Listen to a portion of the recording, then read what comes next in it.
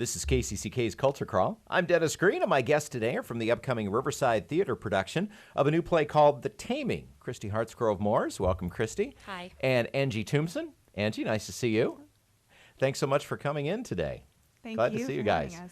So, Angie, you're the director of the show, and Kristy, it's a three-woman show, correct? Yes. And you are one-third. I am one of the women, yes. One of the women. So Yes. you can actually, I think, encapsulate this entire play into the setup of a joke. A liberal, a conservative, and Miss Georgia walk into a bar. Yeah. Or pretty actually much. a hotel room. Totally. Pretty much, yeah. Yeah. So who wants to tell me about the play? Yeah, I will. So just as Dennis was saying, as you were saying, Miss Georgia, on the eve of the Miss America pageant, she kidnaps the aide to a very conservative, powerful senator and a liberal activist, very extremist person. Couldn't be more diametrically opposed politically and personally, and she brings them into a hotel room, and therein ensues her kind of mastermind plot to restructure American constitutional government. So just, Well, there you what go. you might expect. Yeah. So obviously it's founded in politics. Yes. So, and I'm sure at the time that this was coming on the season and, they brought you on board, you were thinking, well, it's going to be perfect. It's going to be right before the election. Timing is going to be perfect. You probably did not anticipate how fatiguing the campaign was going to be. Yeah, absolutely. It was it's very timely just because of the election, but also when the author, Lauren Gunderson, wrote it, she was writing it in response to the government shutdown in 2013. And I think she might not have even predicted that we are in a whole different kind of avenue of gridlock right now and extremist political partisanship and such. So it's more timely than probably she even realized at the time. I think that's one of the great things about the play, though, is that, there is the left and right aspect to it, and so you have those points of view. But what it's really holding in tension is people who can compromise versus extremism, people that won't compromise. And how do we finally break the gridlock and get everyone to come together? And I feel like that's what the play is really about. That's why I feel very comfortable inviting conservative friends, inviting liberal friends.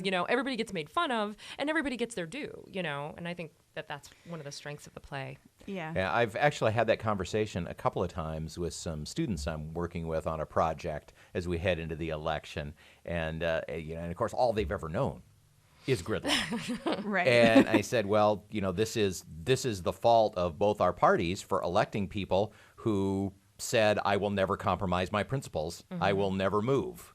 And this is what you get.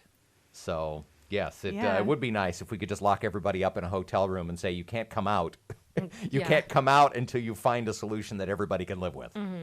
Kristy, what part do you play? I play Patricia, the conservative aide to Senator Baxter. So, and I don't want to dive too far into politics, but are your politics conservative? It's a bit of a stretch for me, all Dennis. right. So it's a bit of a stretch, but, acting. So what did it feel like trying to get into the head of a person who, and of course, it's like you said, it's acting. Every actor, plays people who are not like them, but to get into somebody who is completely different, completely diametrically opposed to who you feel you are. It's a lot of fun, actually. She is a real tough cookie, and she's very, very funny. And she also has a real evolution in the play. She starts out, she's very staunch and immovable, but by the end of the play, she's really comes around, not to necessarily a liberal point of view, but to a much more open point of view. And I love that about her. So now the play is called The Taming, and I know it was inspired by at the beginning at least, by the taming of the shrew. So how inspired? Because based on our description, it doesn't seem to bear any resemblance at all. Yeah. No, not really. I think it's springboards from ideas, presented in The Taming of the Shrew, but it could be called something else and you wouldn't even notice. It really doesn't directly connect to Shakespeare, except in some of the kind of higher themes. And the author doesn't love Taming of the Shrew. She kind of hates it because of the way it ends. Oh, and sure. So, Yeah. she's also kind of making a comment on Taming of the Shrew as well, and what it represents, depending on how you look at Taming of the Shrew dramaturgically, I think. So, Yeah. But I love the fact that, like, in Taming of the Shrew, you have these diametrically opposed points, like, I will never marry, yes, you will. I will never come to heel, yes, you will. And this is very much a story about the taming, but of government, of, of civic discourse, of that kind extremism. of stuff. So. Yeah, but there's no and the names. So Petruchio, Patricia, Bianca, Catherine. sure. So the names and there are some subtle things as well textually that some of the Shakespeare scholars that came our opening weekend noticed. Easter eggs. Yeah, but it's not something. If you're not a Shakespeare lover, don't worry. It's really not overt, and it's not about that. So. Angie, any interesting challenges or particular things from a directorial standpoint that struck you as you worked on this project?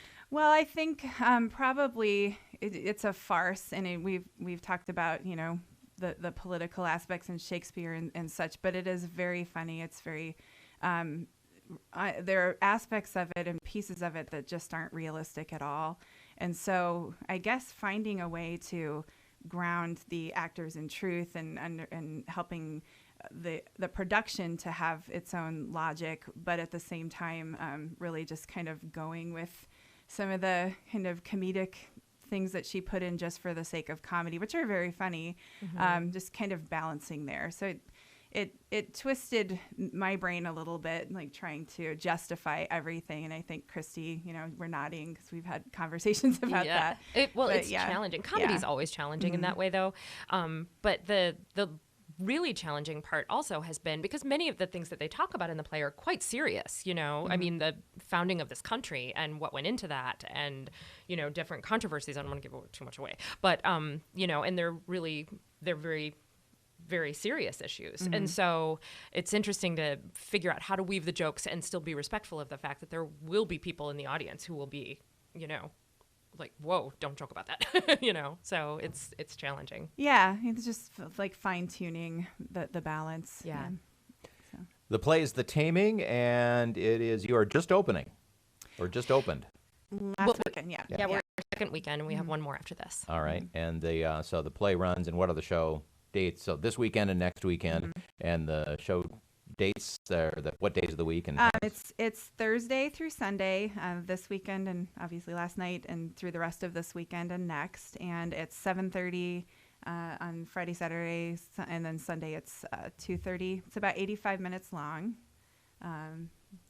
Yeah. Oh, it's Sunday at 2. Sunday at 2, actually, right? Not 2:30. Sorry. Oh, wow. Yeah. Edit that out. So no intermission. Yeah. So, we're not stopping the bus. Right. Okay, go straight through. Yeah. Yeah. So. Well, the play is The Taming, and as we said at the top, you may think that you're tired of hearing about politics, but you'll come away